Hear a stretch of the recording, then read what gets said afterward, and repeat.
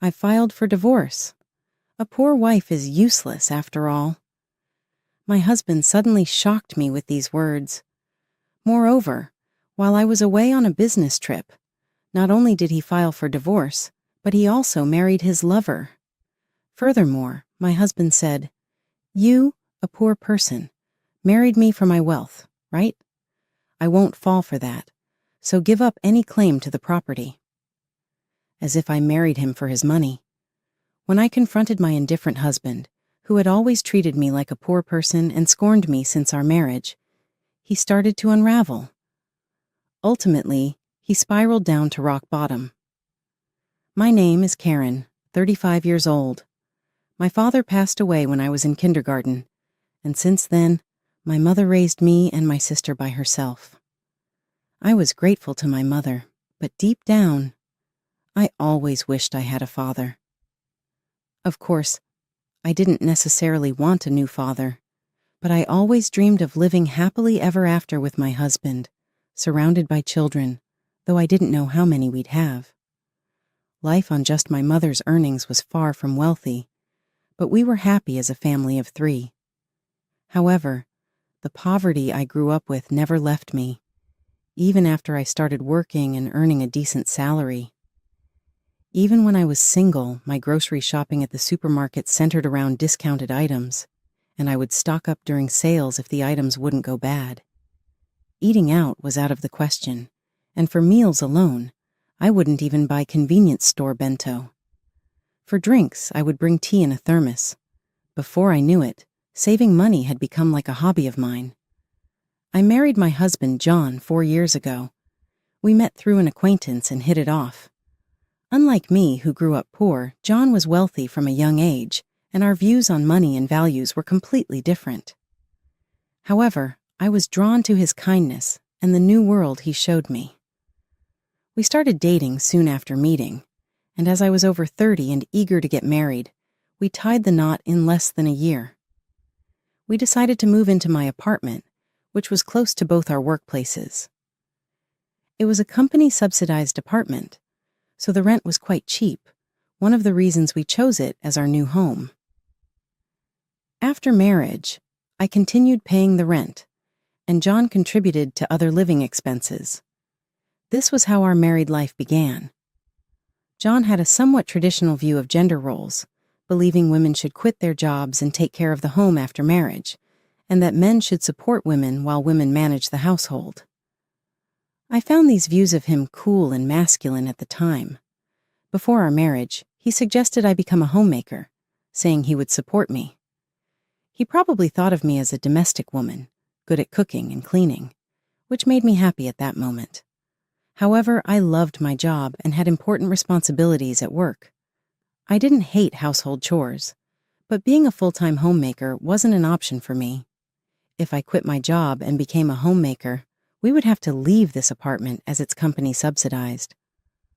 Moving to a similar apartment would significantly increase our rent and moving costs. Honestly, John's salary wasn't that high.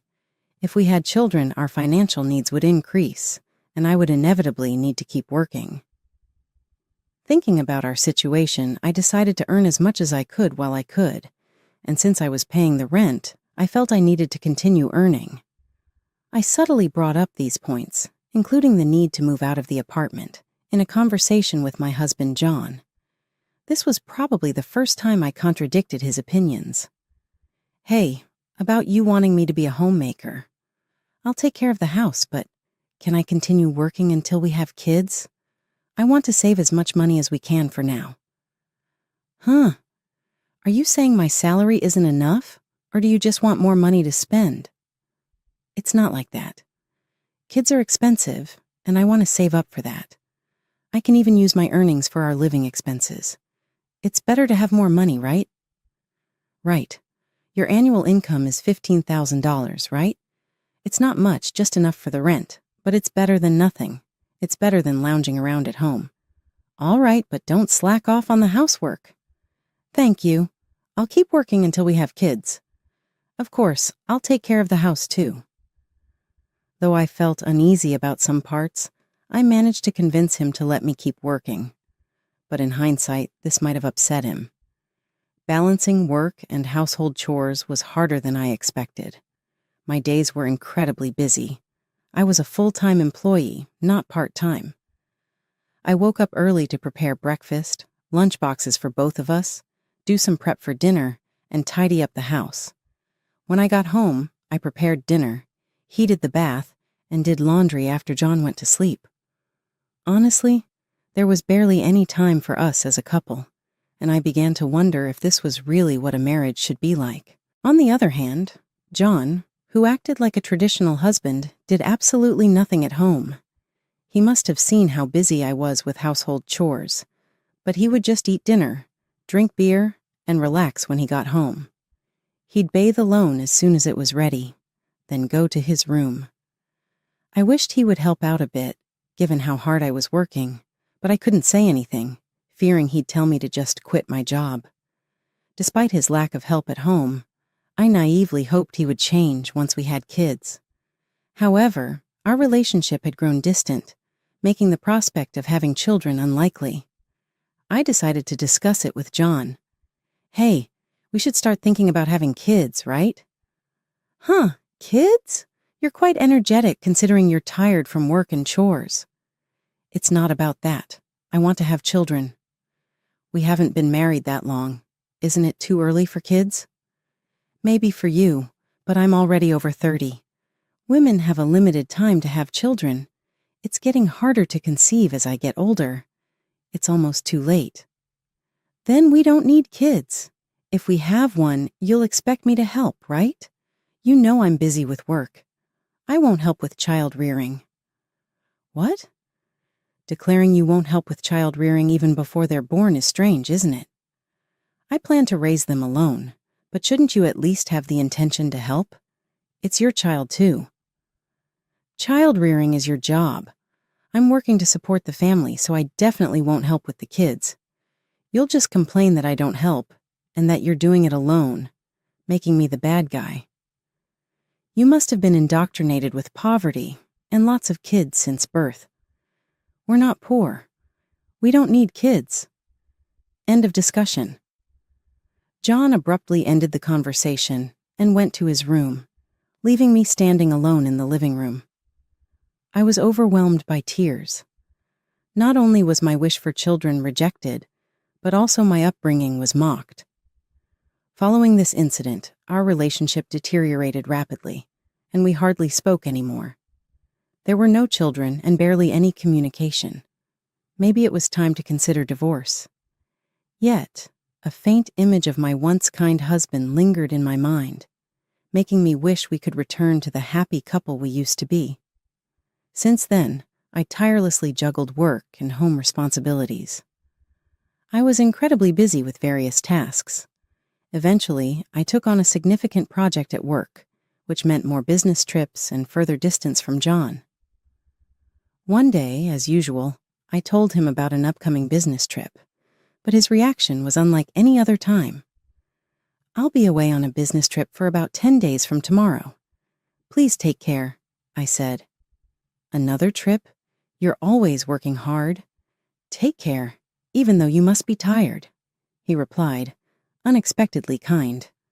Unlike his usual mocking self, he even said with a smile, "Wait for a big surprise when you get back." I had given up on him and was resolved to a decision internally. However, his smile shook my resolve. Our wedding anniversary was approaching, and I thought maybe he had a surprise for that. Despite everything, I hoped he might have changed his heart. I even considered rethinking my stance if he had truly changed. However, my faint hope was shattered by a major incident. When I returned home 10 days later, I faced the first surprise. The front door wouldn't open. The key didn't fit. As I struggled, John spoke from inside. "Karen, right? Surprised? This is the first surprise. I changed the lock so your key won't work anymore." "What do you mean? Why doesn't my key work? Open the door." "Why would I let a stranger into my house?" "I changed the locks, and for your information, we're divorced. That's the second surprise. A poor wife is useless." "Divorce? I never signed any papers. How could you even do this? I just forged your signature. I submitted it with a friend's name as a witness, so you're a stranger now. Got it? Then we need to discuss property division, right? Right. Property division. I have a document for you to sign. I'll let you in this one last time. John finally opened the door. Inside, there was a document for me to sign, waiving my rights to property division. I thought you'd say, give me property division if you want a divorce. Poor people like you probably saw me as rich. You married me for my wealth, right? I won't fall for that, so waive your rights to the property. What? I never even thought about property division. I hadn't even considered divorce. So you'll also waive your rights to property division, right? How much property do you think a poor person like you has? A few thousand in savings at most. I don't need that. I have more assets, so if anyone is doing the dividing, it would be me giving money to you, not the other way around. Don't you get it? Is that so? Well, that doesn't matter. Let's change the document to reflect mutual renunciation of property rights and make it a public document, I retorted stubbornly. Afterward, John redid the document on his computer, deciding to make it a public document. However, it would be some time before we could submit it. I decided to pack my things and leave the house for the moment. As I was leaving, he scorned me until the end. You are poor. I thought about throwing away your belongings while you were on your trip, but you barely had anything, always wearing the same clothes, typical of the poor. The reason my belongings were few at that time was deliberate, part of my plan. The only unexpected thing was John changing the locks without my knowledge. A few days later, as expected, a panicked John called me. Karen, what have you done? What do you mean? I haven't done anything. Why are you panicking? I have a lot of questions. First, I was told to leave the apartment. Oh, you were still living there? That's not allowed. It's a new month. You're trespassing. Trespassing? But it's my house. Are you okay? Did you forget that was a company apartment I rented? I was the leaseholder, so naturally you can't live there anymore. That's ridiculous. How could you do this? I can't believe you didn't know. I'm not the one who should be accused of doing things on my own. Didn't I tell you that you can't just change the locks of a rental apartment? It's my house. I can change the locks if I want. Didn't you listen? It was my leased apartment. Even if you were the leaseholder, the owner is the apartment manager. You can't change the locks without informing them. Is that so? Also, I terminated the lease while you changed the locks. I was allowed to live there until this month. I was planning to return, but now you've unlawfully altered someone else's property, which could be criminal damage. Wait, why did you terminate it so early? Criminal damage? Is that why the police are at the front door now? I'm too scared to open it.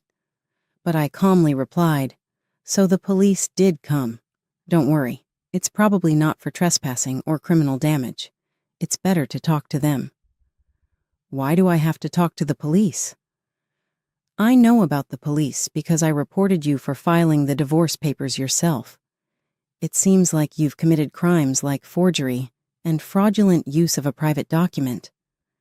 Divorce papers can be filed by one person, but only with mutual agreement and personal signatures. Since John forged my signature and the witness, it's obvious that it's a crime. But he seemed unaware of his guilt. I continued pressing further. So the divorce papers you submitted are invalid, and your marriage with Susan can't happen either. How do you know about Susan? Did you think I knew nothing? I had a private detective agency thoroughly investigate your affair with Susan. It was a busy time at work, and coordinating with the agency was tough. Plus, you even held a grand wedding ceremony while I was supposedly on a business trip. Are you okay? Your business trip was a lie? Yes, I took leave from work, despite being busy to do some research and prepare documents. I knew about you bringing Susan home. It would have been impossible to gather this evidence while working. After I revealed everything, John was speechless and seemed quite downcast even over the phone. Then he pleaded with me. "Please don't tell Susan I'm divorced." "Why would I? There's no such fact to tell." "Really? Thank you." "Are you misunderstanding something? When did you become divorced? That fake divorce paper is invalid, remember? So legally, you're still my husband, not divorced." "What? So, since you committed adultery while legally my husband, Susan needs to pay compensation. I sent the demand for reparation to her house yesterday by express delivery. She didn't know you were married, right? I can't withdraw the claim at this point." I already knew Susan believed John was single, but I deliberately sent the reparation demand. Susan hasn't contacted me yet, so maybe she hasn't received the letter. It should arrive soon. Should you be on the phone with me when you also have to deal with the police? You're busy. I'll ignore the police. I won't be arrested. I'm going to Susan's house now to get the letter back before she or her family can accept it. He then hung up. He probably went straight to Susan's house to wait for the postman at the front door. I knew it would be futile because the letter was sent as registered mail to Susan only. Even if he waited for the postman, he couldn't receive it. A few hours later, a dispirited John called me. According to him, there was an incident when the postman arrived. "Finally, I'll take that envelope." "Who are you? You don't live here, right?" "I'm practically a resident here since I'm married. I have the right to receive the mail." "I see, but I can't give you this envelope. It's registered mail for Susan only." "What? Give it to me." "Absolutely not. If you're so eager, ask Susan for permission." "What's going on here?" "Oh, John, what's all this noise? What's happening?" "Susan, this is registered mail for you. This man insisted on taking it. Sorry for the disturbance. Now I'll be on my way." "What's this? A demand for reparation? John, you were married. What's going on here?" "Sorry, it's just she's an ex-wife from a long time ago. I was embarrassed to say I'm divorced. I'm sorry for keeping it secret." "But it's strange, isn't it? We haven't been dating long, and a demand for reparation. If you were divorced before we started dating, there shouldn't be any problem, right?" "Well, my ex-wife is crazy. Maybe she's demanding reparation out of spite." "Because I got married." That was the excuse John gave, but such a lie was quickly exposed. The envelope included a letter I wrote along with my contact information, so Susan called me directly. During that call, I told her about the affair, the invalid divorce, and that they had a wedding ceremony while he was still married to me. Although they had a wedding ceremony, they hadn't submitted the marriage registration yet. John wanted to submit it on a good luck day, so it was still pending. He probably delayed submitting the marriage registration due to uncertainty about whether the divorce was finalized. After being exposed, John fled from Susan's house and shamelessly contacted me again. I still had something to tell him, so we agreed to meet at a nearby cafe. As soon as I arrived, John said, "Karen, please withdraw the reparation claim. Let's pretend we've been separated for a long time and officially divorced now. I can apologize to Susan for being secretly divorced and maybe cover it up." "You think I'm desperate to stay married to you? I was going to file for divorce anyway, but since you cheated, you'll pay reparation." "Just trying to extort money from me, huh? Typical of the poor. You have such a poor heart." "You're talking nonsense. Depending on my answer, everything can change. There's still an option where we don't divorce. If I say no, you can't reject it, meaning you can't marry Susan and your marital status will be exposed." "Fine. I'll pay the reparation. Just divorce me now." "Sign here then." "About property division." "Property division? How much more do you want to take from me?" "Reparation should be enough." "Remember, we agreed to waive property division, right? So let's make it official." "All right. You're not as bad as I thought. Thank you." We then went to a public notary, made a public document for reparation and property division, and then to the city hall to submit the divorce papers, finalizing our divorce. Relieved, I exchanged final words with John. Glad we don't have to divide property. What are you saying? I'm the one who benefits from that. By the way, do you even have assets? After paying me reparation, Susan will also claim damages. She mentioned charging you for the wedding expenses. That's impossible. I'm marrying Susan. She can't claim that. We're divorced now, so there should be no problem. Still living in a fantasy. You committed marriage fraud. You had a wedding while still married. You think Susan still believes you? Marriage fraud? That's ridiculous. Susan will believe me. Believe that if you want. I heard from Susan directly. Also, weren't the guests at your wedding paid actors? You still owe them. You knew about that?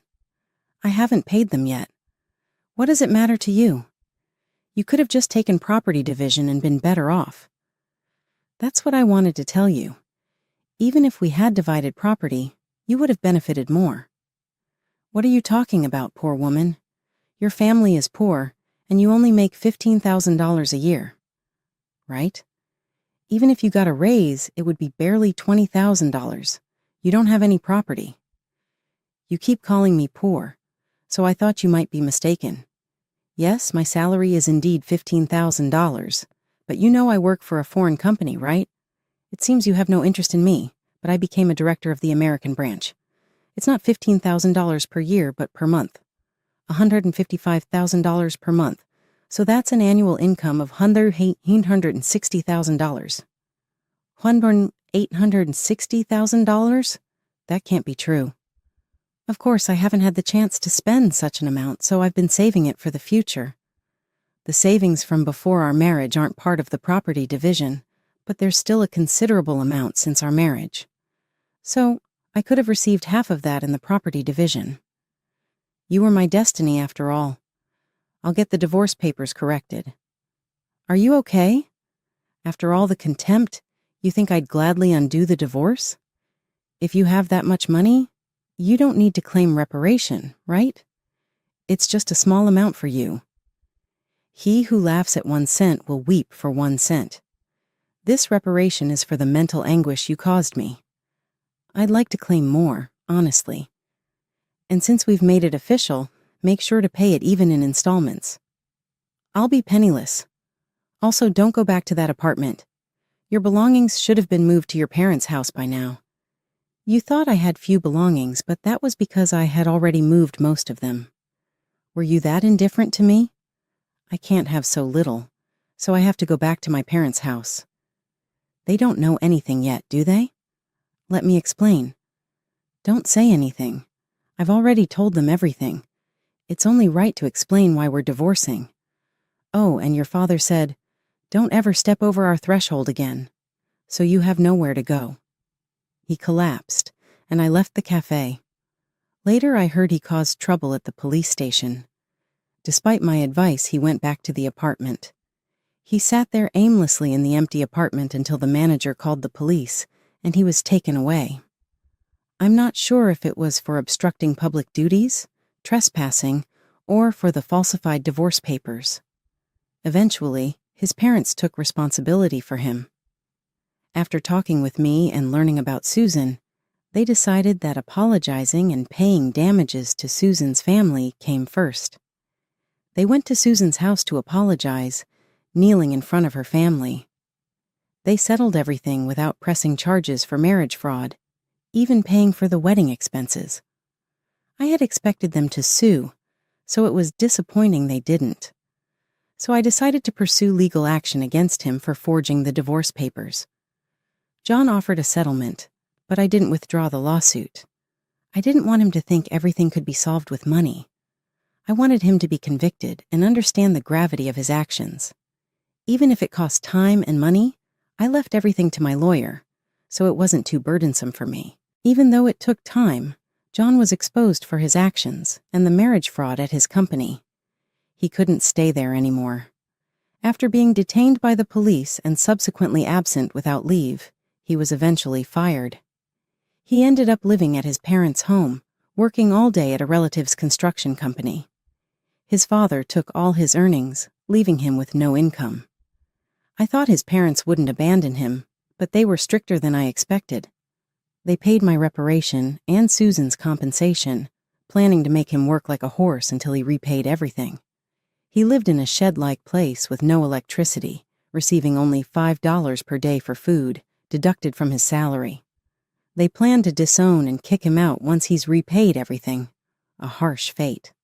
After years of hard work, I was offered a position at the head office abroad, so I moved overseas after the divorce was finalized. I worried John might come to me for help or harbor resentment, but moving abroad alleviated those concerns. I thought work would be my partner for a while, but soon I found a new relationship. I'm now dating a foreign executive at our head office, and I'm pregnant with plans to marry soon. I told him everything about my past and my ex-husband, and he's understanding. I'll take maternity leave and plan to return to work later, supported by him. He's enthusiastic about taking paternity leave and co-parenting, showing a different cultural perspective. After being tormented by my ex-husband, I finally feel I'm grasping true happiness and confidence in building the happy family I always dreamed of. Many suffer due to selfish spouses. While divorce isn't always the right choice, enduring in silence isn't a virtue. It's important to know that honest discussions can lead to resolutions, and sometimes divorce is a necessary option.